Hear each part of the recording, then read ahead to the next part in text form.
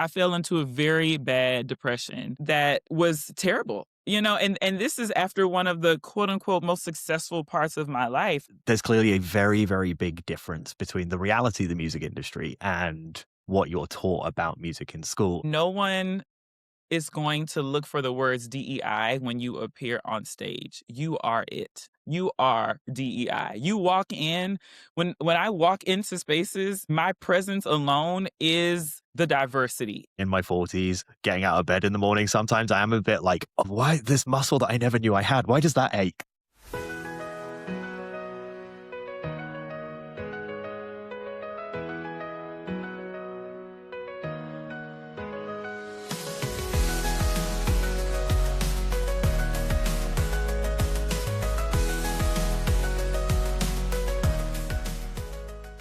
Hey everyone, and welcome back to 12 Steps to Success. Today's conversation is about legacy, but not in the polished obituary sense of the word, more in the day-to-day sense. What we build, what we protect, what we pass on, and who we make space for while we're doing it. My guest is Dr. Chelsey Green. Chelsey is a classically trained string player, educator, and a serious community builder. She's also the chair of the Recording Academy, and she talks openly about what it means to carry that responsibility while still staying connected to the reality of being a working artist. We get into her upbringing in Houston, the difference between the freedom of church music and the restrictions she felt in classical training, the emotional cost of perfectionism, and the way community has repeatedly been the thing that pulled her back towards herself. There is so much joy in this conversation and a lot of uncomfortable truths, but at all times it remains powerful and uplifting. So let's go. When I first started this podcast, one of the things that I had said at the very, very beginning was that some of the conversations were with people that I knew well and other conversations were with people that I didn't know. And this falls into the latter bracket. And so this person is somebody I have never met before. However, from afar, I have been in awe of their achievements. And so when this opportunity arose, I jumped at it because I couldn't be happier to discuss the topic of this episode, which is legacy. And so without further ado, I would love to welcome to the show Dr. Chelsey Green. Welcome, Chelsey. Well, thank you, Eric. What a beautiful sentiment. That's so sweet. Thank you for your words. Thanks for having me. My pleasure. And it's very easy to say things like that when they're true. So I would love to start with my very first British question, which is, what's your name and where'd you come from? My name is Chelsey Green, and I am from Houston, Texas. I was born and raised in Houston, Texas, and I'm very grateful to have been born into a musical family. So I got the bug pretty early. Love that. And so that's one of the things that when I was doing my research about you and kind of looking into your childhood, one of the things that jumped out was this kind of very, very musical family. So can you take me back to childhood and talk me through, what was it like as a kid in Houston and what was the family dynamic like? How did music play a part in your life from such a young age? Music became part of routine pretty early. I mean, when I was born, my mother knew that she wanted me to be a violinist. It wasn't a forcing of any way, but she wanted to introduce me to the violin pretty early. So we were very fortunate to randomly be in Kinko's. And we were at a printer where we were next to a woman with a violin on her back. And she just happened to be a member of the Houston Ballet Orchestra. And my mom leaned over and said, I see that you're copying manuscript and music, and I really want my baby girl to play the violin. And she leaned over and saw me. I was 4 years old, and she was like, well, how could I say no to that face? And she became my first violin teacher at 4 years old. So I was able to even then start going to church and playing my violin with the musicians at church for special occasions. And it was just always music around all the time. My father is a music educator, so he was always teaching lessons, always preparing music for class, etc. So what was like a typical Sunday afternoon like for you? Was there just musicians all around you? Was it this creative nexus at your home? Or was it much more kind of like church and family oriented? It was, for me, it was mainly church and family oriented because my dad was very committed to making sure the house didn't turn into a studio, like where everybody was just coming through, always coming to the house. He really wanted it to be just home and a safe space for home. And so I would see him do a lot of his teaching and private instruction at the Performing Arts Academy, where he taught at the school. And he taught a lot of the contemporary young jazz drummers that are on the scene today. And my dad just was an all around musician. He just really appreciated jazz, different styles of music. My mom loved classical music and always wanted me to have a very well rounded genre appreciation. So my dad would encourage me to jam with him and play along to different genres and just explore my own artistic thoughts outside of a formal lesson capacity. So it was always fun. He never forced me to practice. And I really appreciated that he gave me the freedom to embrace it and come to it how I needed to. And so, in terms of that kind of familial support, it sounds really inspiring to hear how fun it remained throughout that time. Were Mhm. there any particular moments you remember where somebody saw what you were doing and they were like, you can be great if you keep going with this? You know, that's a great question because family made it fun. School, not so much. When I started diving into the formal classical training, this ominous classical training phrase, it was very constricting and restricting to me as someone that appreciated violin as a musical instrument and not a classical one, not a machine where I was to completely learn a certain technique and execute it like this because this person did it and this is how it was recorded and this is how you need to do it. So it was getting into the rigor of competition and region and all state and doing what was needed to quote unquote be successful in the classical framework. That was a challenge. And really just because it felt like my expression, my personal expression was muted. And it always made this moment of getting to play at church or getting to play an opening song for a community event or something like that. It always made that the grounding and the core joy that I needed to kind of power through. So I am so glad to have the elders at the church say, "You keep going, baby girl. Like, you can do this. We believe in you. You just keep practicing that violin." Because on the flip side, in the classical world, it was not the same sentiment. Yeah. I think one of the things for me that I'm very aware of the kind of pedigree of singers that come out of black churches Yes. and like the voices. Yeah. I never realized that musicians also went through that Oh, in the black yeah. church. And so, what was that experience like being a kind of young string player, being Mhm. surrounded by some of the greatest singers that you ever would have heard of?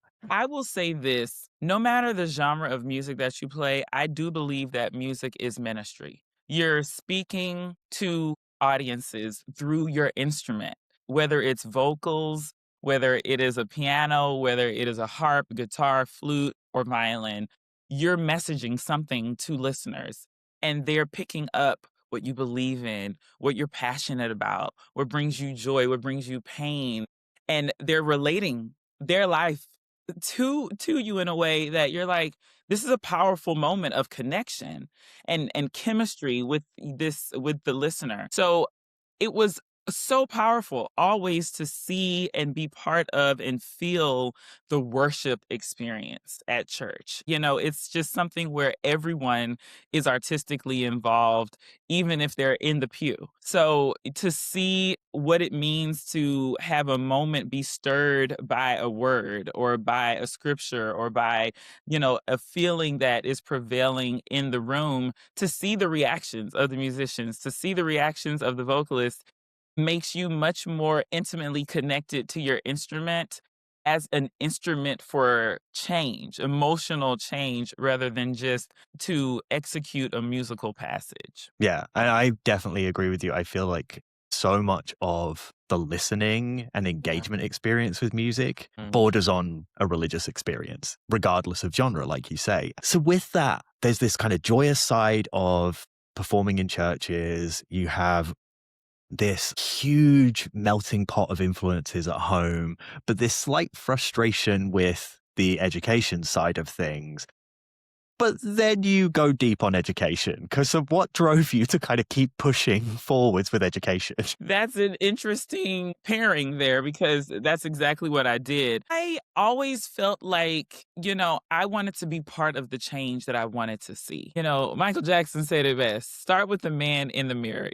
My parents both being educators. My mother was a first grade teacher who was a reading specialist, and she even taught students that where English was their second language how to embrace language and how to interpret language, which I've always felt was her artistic expression, like language. She's such a brilliant writer. And my dad being a music educator, and even when I wanted to learn how to play the violin, he tried to learn how to play the violin so he could help me do that. Like he was a multi instrumentalist to where he just loved music and wanted in almost a mathematical way to figure out how to trigger that passion in each instrument. Like what it will take to get someone to understand the language so that they can be expressive on the instrument. I wanted to get into education so that young artists could be okay with that duality. Like it's okay to really drill down and learn your technique beautifully. Like really embrace that and have that. And also develop your own language. Also dive into other genres and know that one day you may be playing a classical concerto, but the next day you may play a Charlie Parker transcription. Like the next day you might be at an open mic and you might need to solo yourself. You need your own developed language to be able to pour into the music space just as an artist, not as a genre.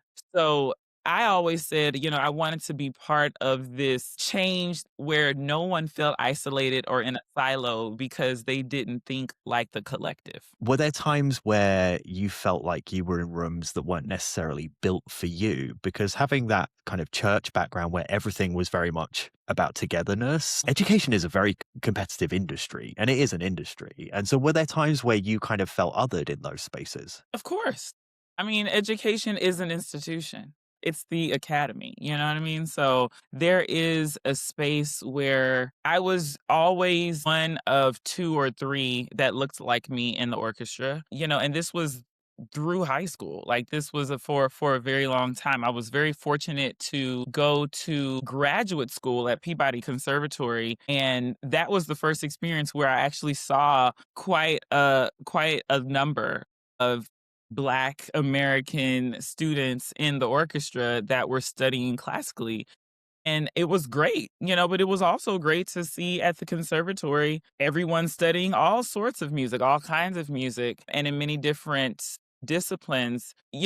I think that you have to understand ethnicity, diversity, like all these words that we know are buzzwords right now. I have always been one to just say we want to show up as authentically ourselves, right? Cultural identity is so important and it is so valuable to contributing to the greater good, the greater experience, how we can learn together and from each other. So I was always aware of it, but I'm grateful that I had the gumption and the strength to just really show up as myself. I don't like stereotypes. I don't like grouping in or lumping in what people think people are just because of how they look or show up or what they think they know about a group. So I really have always felt, yeah, maybe I'm different. And sometimes that's in spaces where other people look like me, right?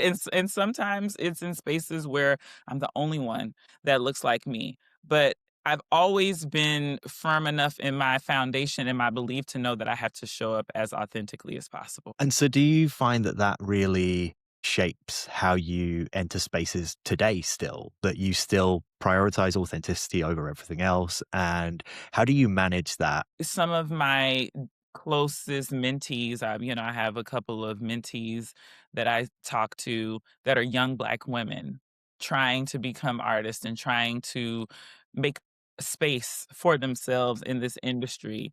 I try to remind them that no one is going to look for the words DEI when you appear on stage. You are it. You are DEI. You walk in when I walk into spaces, my presence alone is the diversity. Me being there is the inclusion, right? So to be grateful, like I'm extremely grateful to have the opportunity to be in these spaces. And at the same time, I am absolutely aware that I come into the space representing certain groups, certain experiences, and my culture in every way. So it's something I'm extremely cognizant of and also very precious about using it as an opportunity to show that we are not a monolith. We are Mm, dimensional, we are nuanced, we have different lived experiences, and we have different voices that represent a very large breadth of experience and expertise. So, I always say that when I'm pulled over by the cops for a traffic stop, they don't see my resume. They don't see my transcript or what the titles that I hold. They see a black woman driving a car. And, that is how you are going to appear for so many people that don't know your credential, have never heard a track that you've ever released or anything. So I really try to encourage my students to be themselves, like be artistic in everything that you do, regardless if you have your instrument or not. They mm. have to see who you are as a person over anything else. Yeah. And so, in terms of that kind of individuality aspect of it, I want to jump around a little bit. One of the things that jumped out at me, again, when I was doing research, was how so much of what you do is also about kind of community and togetherness with other people. So, it's this kind of really nice counterbalance to the idea of the individual self. And I find this funny Okay. because it's so alien to me as a British person. But so, when you were at school, you were part of a sorority. The thing that jumped out at me with your affiliation with Delta Sigma Theta was that they are known as the devastating divas. And I was like, okay, now I'm in. I need to hear about this experience. So, what was it like for you being a part of a sorority that clearly was about kind of empowering young Black women Yeah. primarily, but also really helping build a sense of collective identity. And so, Yes. kind of, how has that sisterhood shown up in your life, and how did that feel at the time? That is such a great question. I get a little teary eyed about Delta because it is community, it is sisterhood. And I was very fortunate to join to officially become a member of the organization after college. So I joined with women that were already established in their careers, leaders in the community. One of our pillars is representing and standing up for social justice, like being in public service for the sake of social justice.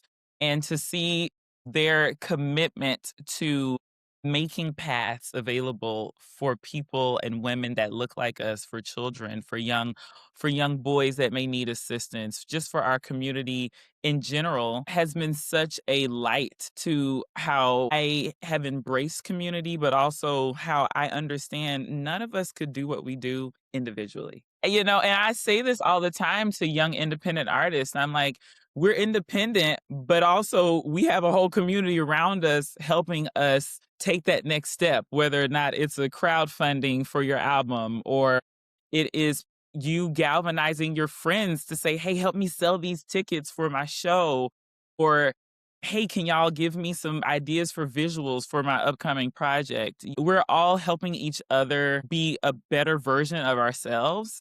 And I think sisterhood is such a beautiful representation of that because sometimes our sisters believe for us when we can't believe for ourselves. 100%. And I think that's such an important point to make because while I was hearing you talk, one of the things that came up in my mind was this idea about, as a gay man, so much of our lives are about our chosen family. And it's the people that we choose to be around because they make us better. And I think so much in the music industry is focused on this idea of individual competence, individual success. And maybe to a degree, that's where some of the egos come from in our industry. And I think it's so incredible what you do with the sorority because that sisterhood is about being there for each other, especially when times get hard.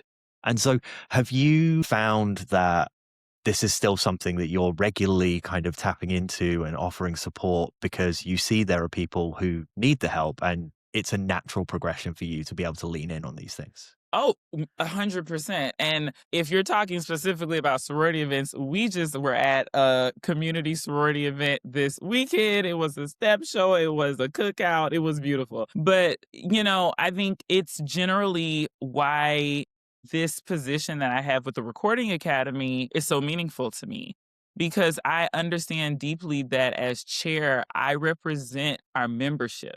So there's no decision that I think about, or there's no initiative or program that doesn't hit me first with what is the value for our members? What is the outcome? Who is the audience and what will they get out of this, and how will it resource their career or grow their network, grow their community so they have more partners in this work? So I'm absolutely a member focused person for our work as an academy, but also I just deeply understand that you're better together. Yeah.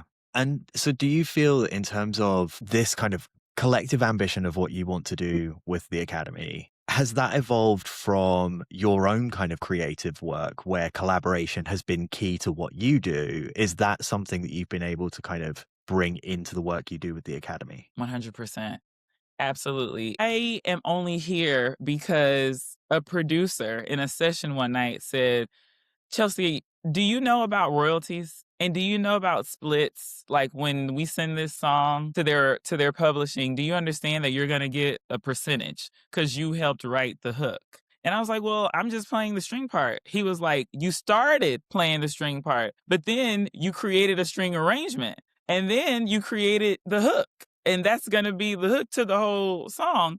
So you get a different percentage. You get an arranging credit, you get a production credit. And he was like, you need to join the Recording Academy so you can learn about what you deserve in these settings, in these situations. And in the scope of like classical conservatory at the time, that's not in the curriculum. You go to school and you're learning your scales and your etudes and your concertos, but you're not really in a class where they're talking about publishing splits or what it means to be a producer or, songwriting or utilizing DAWs. So it opened a whole new world for me. And I am just so grateful that that moment happened because I came into the academy pretty green, but through our programming and through our education and professional development efforts, you know, I have seen just how the academy really can help someone's career blossom. And so, with that, there's clearly a very, very big difference between the reality of the music industry and Yes. what you're taught about music in school. And one of the things that Yes. I was told kind of very early on in my career was you'll learn more in 3 months of doing than you Wow. would in 3 months of studying. But Mm, that was more specifically in terms of the business side, not the kind of right? the actual musical foundation. But going back to the education piece of things, because there's this big difference between school and reality. Reality, generally, it's like the hustle is real, you figure out a solution, you make it work, you keep moving forwards. School is very much about getting it as perfect as possible. And you graduated summa cum laude. Was that the first time that like excellence was something that was really forced on you and this kind of need for perfection? Or did that develop elsewhere? That is you see, no one's ever asked me that. They always say that from my bio because it's in there, but nobody's really asked me what triggered me to do that. And it's interesting that you asked me that after the sorority question because I will say that the having to feel like I had to produce, being a black girl playing the violin in high school and having been rejected by the all-state audition for 3 years to my senior year of high school saying, I'm going to play the viola this year. I'm going to switch it up and I'm going to learn. I'm going to eat, sleep, and breathe viola. And I'm going to learn how to play this thing. And I'm going to win this all state audition. And I did. And I got into the orchestra and I got third chair. Like I was really in it. And that sparked a fire in me. And sometimes part of me says it was a little petty because I had a point to prove. And that is why I graduated with a straight A, perfect A transcript from college because originally I went to the University of Texas at Austin, and it is a very competitive program in Texas. They typically only accept students within the top 10% of their high school class. My rank was the top 11%. So because I was entering on a viola scholarship, they brought me into the school on a academic probation. And I said, academic probation? You're like, no, no, no, no, no. What are you talking about? Academic probation?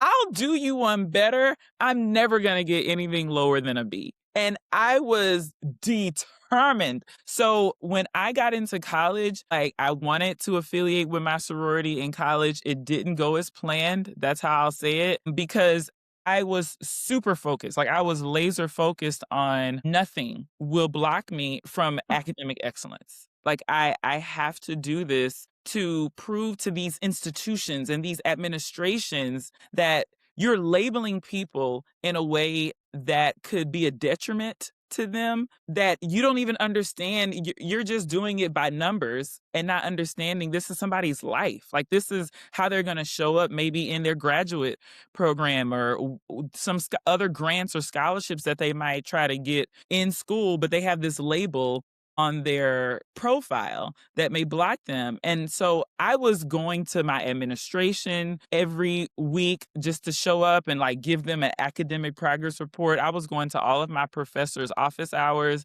because I was determined to not just learn it and take the test, but to own it. Like I'm going to do this.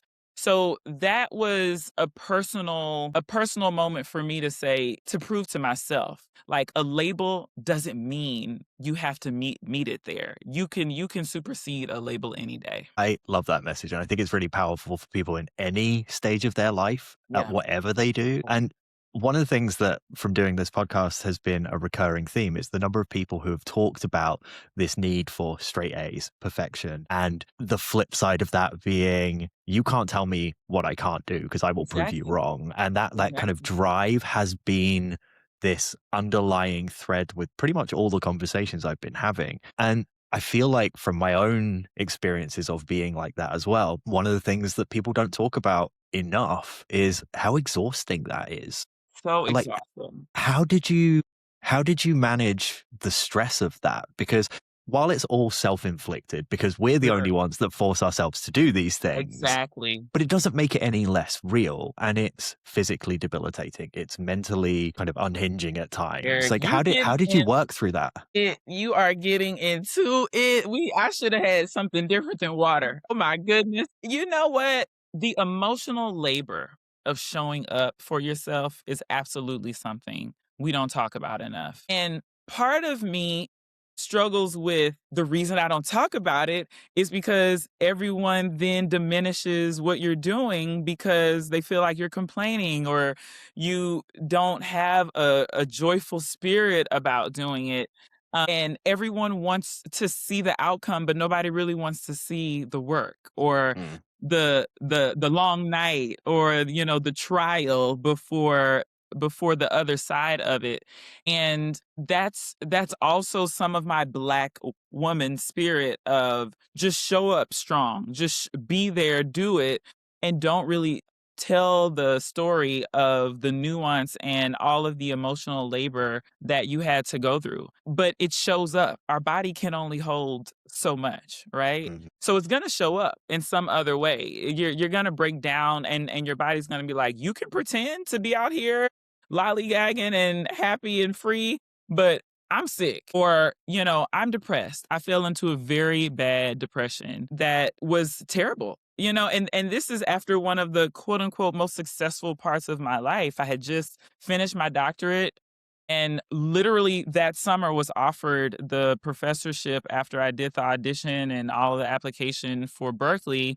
I was offered the professorship and I moved to Boston and it was just this like reckoning of depression just hit me. And I was in a city that, I didn't really like Boston and I really didn't connect well being from the South and being from Houston. And it was just a new environment. I had no family, no friends there. I was it's very cold there. It's always cold. And I felt like I could never get warm. And I was like, my electric bill is $1 million a month because I just try to get some warmth in my house.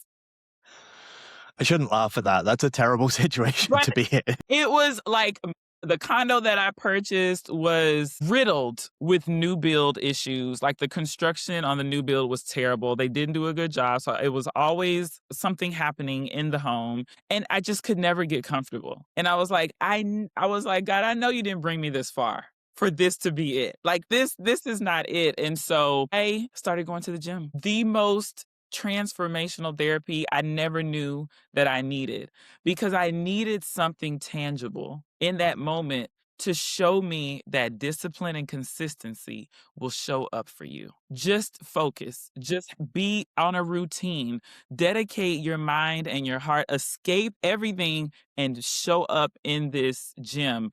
And I had some of the most beautiful gym friends. Like it was a family. The gym family, like that third month, they saw how consistent I was. The guys just embraced me and they're like, we see you.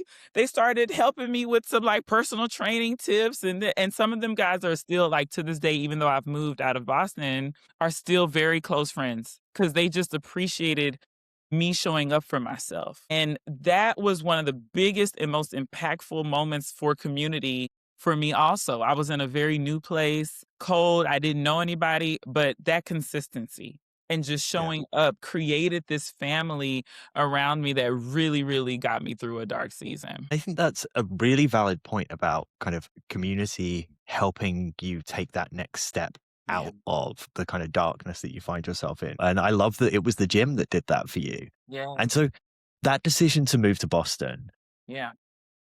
I feel it's kind of like it's an important pivot in your Huge. life because going back to education, but through the lens of teaching, Mhm. isn't just kind of going from performer to teacher. It's also leaning into the fact that your dad was a teacher and kind of Right. acknowledging this kind of legacy that came before you. Did teaching teach you anything about yourself that performing never did? Every single day. It still does. Absolutely. My students teach me because communication is a difficult thing. I always say communication is step one, but understanding is the step that we need. How am I relating to someone or trying to give them a concept in a way that they can understand? It's not about me in that moment. It's about me trying to communicate a new idea that could develop or grow their technique. But unless I'm able to articulate it in a way that they actually can interpret and put in their own mind, in their own language, and in their hands, I'm not doing my job. So, just like a mother may have 3 kids and want to say the same thing to all 3 kids, she might have to language it different to each kid because everyone's going to respond different. So I have really had to challenge myself with languaging, with communicating, with getting the idea of concepts. And this is a new day and age. This is 2026. The way my teachers talk to me in the 90s and in the early 2000s, that is not the way. That is not the way we can talk to these students now. Okay, it is a new day and age. I So remember when I was at school and, I would have been 13, 14 maybe. And this is before we had computers in school. Like everything was done on like whiteboards and blackboards. And I remember one teacher got so annoyed with somebody that was sitting by me that a chalk eraser flew past my head because the teacher threw it at the kid. And I was just like, it's a very different time. could never. Yeah, yeah. So, I mean, I was scared straight many, many times, right? Same. So that helped me kind of change my game pretty quickly. So now I have to do a lot of thinking and learning and interpolation and really stretch myself to make sure they understand the concept in a way that can be impactful. And so do you see yourself in those students as well, even though it's a very different time? Eric, you're trying to get me in trouble on this podcast. It's like you said, it's such a different time.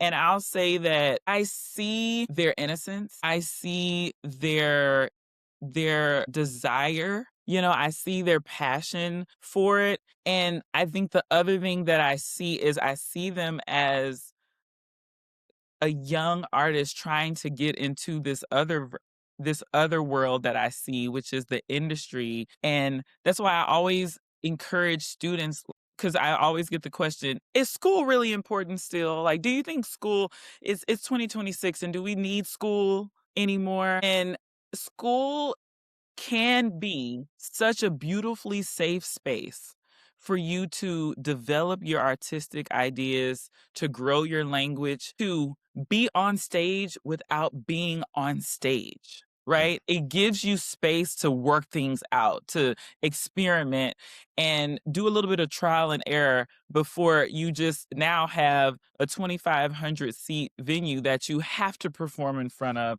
or maybe your bills won't get paid that month. So, I see what I want for them when I look at them. I feel like I want them to be prepared in a way that I wasn't at their Yeah. age. And that's what I see most. And so I want to move on to the academy because you are, and we've obviously touched on it a little bit already, but it's important for our listeners to understand that you are the first Black woman ever to be given the position of chair of the academy. But you are also the youngest person ever to have been given that position. And now that is a huge shift, breaking the mold of multiple things in the academy's 68-year history. And so, how does it feel to be a part of rewriting history like that? It still leaves me speechless, Eric, because I think about my academy life to growing into this role. And the number one thing that I always come down to is I ask questions. I enjoy hearing people think through things out loud. I like for us to be in conversation so that we can connect on ideas sooner rather than later. I think my experiences in academia taught me that life is very time sensitive. While we want to be present and really absorb and be part of what's happening at all times, like really focus on things. I tell my students all the time, all you're doing is scrolling. You're scrolling and rolling. Have you looked up to see the trees today? Like, have you looked up to see the life happening around you and to understand you're in this life right now? And I'm just so grateful to my colleagues at the academy and the board of trustees for trusting me to have the vision to be elected to this position, because I think they understand that, I have an active role in the industry. Like, I have my own group and my own band, and I'm an independent artist, so I tour and I record independently. That's a whole life and experience. I am a professor at a college. That's a whole life and experience. And, I've been a member of the academy over 14 years. That's a whole life and experience of growing through the academy ranks, both at the local and national level. So I'm a holistic thinker. Every day I wake up and I'm thinking, how are we changing the game for 26,000 people that we represent in this organization? Right? Yeah. That is wild as well, the number of people that are The now members of the number. academy. And Number. so because you've been a member for as long as you have, and you know the value that the academy provides, Yes. was there ever a point where you hesitated before saying yes? Or was this a no, I 100% need to do this? Woo! The decision to run was quite a decision. It was a lot of prayer.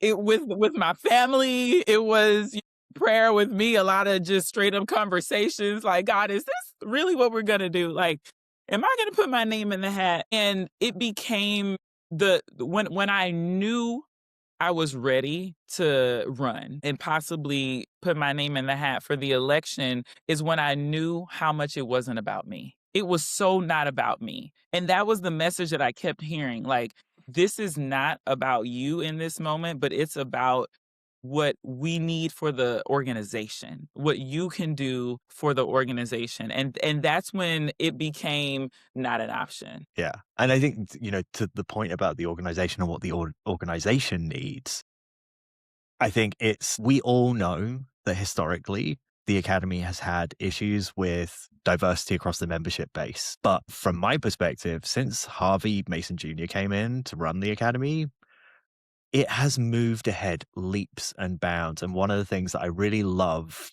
last year specifically was seeing everybody posting their "I'm now a member of the Academy." Yes.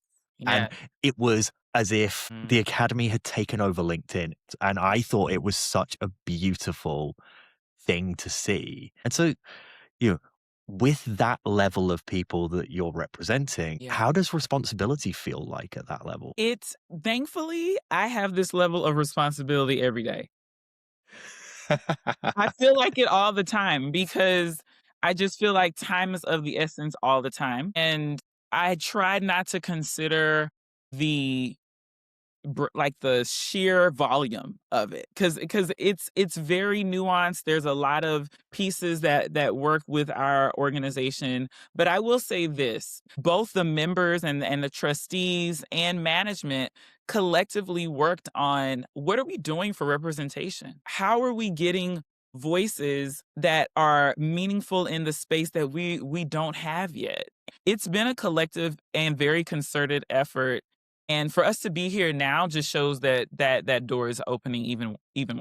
And so, where do you think the Academy goes then from here? Because so much work has been done. What do Yes. you think the next kind of phase of the Academy looks like? And what do you personally bring to that that makes it uniquely special? I think the next phase of the academy is contemporary, it's fresh, it's representative of what the industry is doing right now. It is a universal and global membership inclusion. You know, we anywhere we are, there we are. So the academy is everywhere. Music people are everywhere, and it's our responsibility to advocate, educate, celebrate creators everywhere. So for me, I am very focused on protecting our rights as human creators. I'm very focused on development of young artists, making sure our students still want to play music, musical instruments, like, and how are we creating opportunities as an academy where we can have a professional touch point beyond the classroom. So And so, hypothetically speaking, if the Academy disappeared tomorrow, what do yeah. you think we lose as an industry? Or even broader than that, what do you think we lose culturally? We talked a little bit earlier in the interview about what it means when people show up in silos and they lose community. And I could see it.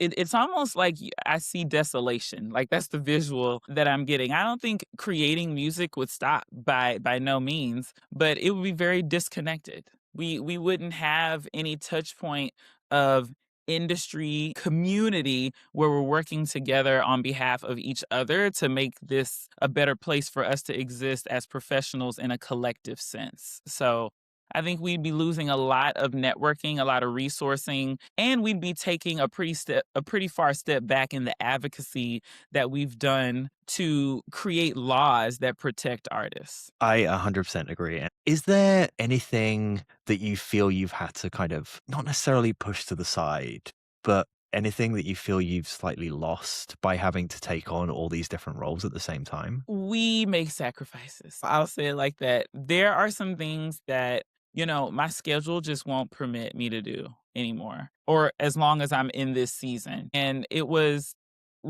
something that I considered deeply before even running for this position.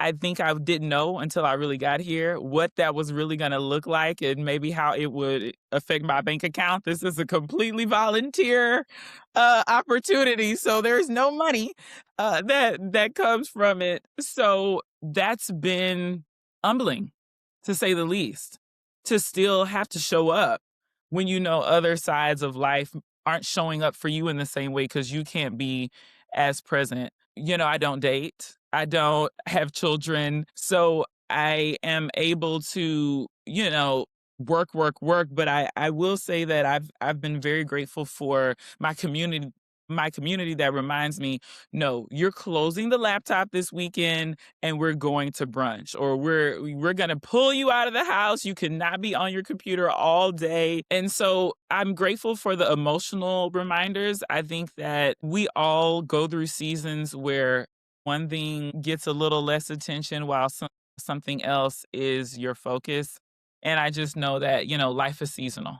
So, yes. That was a very diplomatic answer. I love that. Thank you. I worked really hard on it, Eric. Thank you. And that was out without even knowing the questions beforehand. So I didn't even congratulations. know. Okay, I am a musician. I do know how to improvise. So that was what This I was is doing. this is the jazz training coming through right now. Coming through and through. One of the things that I will say is just through this kind of short conversation so far, one of the things that is very, very obvious to me is how much joy you still have as a person. And Aw, it just radiates from you. And it's thank so you. amazing to see because I think when we're trying to spin too many plates at the same time, sometimes we don't focus on ourselves and we lose the sight of the joy that makes us uniquely who we are. But it also reminds us this is the joy that drives us to do the things that we love. And so, how do you protect that sense of joy while you're having to do all these things? Well, I'm honored that you would even mention that. That's really special that you would say that because, as I mentioned, emotional work has been a big part of my life because I had a very, very dark season. And coming away from that, there was a lot of spiritual work that I've done.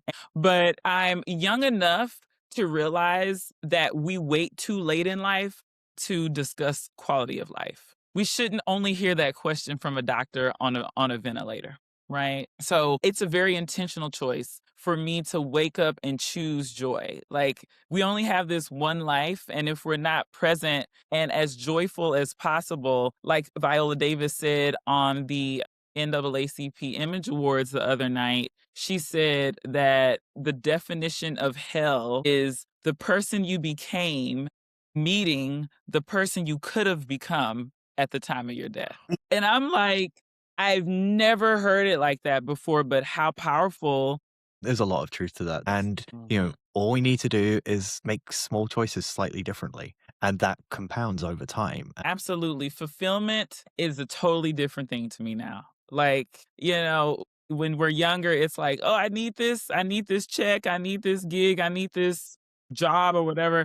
But now life is like, look, I woke up in my house this morning. Like, this is the ultimate. This is great. Yeah. Well, and also, not just I woke up in my house this morning, but there have been times where I've woken up and like, I woke up this morning. That's a win. I will That's the take win. that. I can physically get out of the bed without assistance and go into Yeah. the bathroom. Like that is like, yes, thank you, Lord. So yeah, Oh, that is where we are. although I will say in my 40s, getting out of bed in the morning, sometimes I am a bit like, why this muscle that I never knew I had? Why does that ache? And so when you get to the point where all this work that you've been doing Yeah. has kind of come to a natural conclusion, what do you hope remains? I hope the spirit of the work that I've initiated keeps going. I hope that momentum sticks around because we are at a critical place in life where we have to build safe spaces with intention that will actually show up for people. It can't just be like yeah, let's kiki and have a cute gathering or like a cute little party and have a photo op and then keep it moving.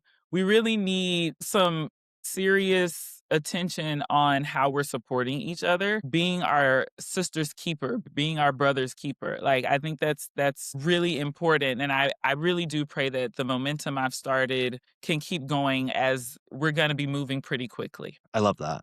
And so I have one last question for you, Okay. even though I feel like we could talk for hours because this has been so great. It's been so fun.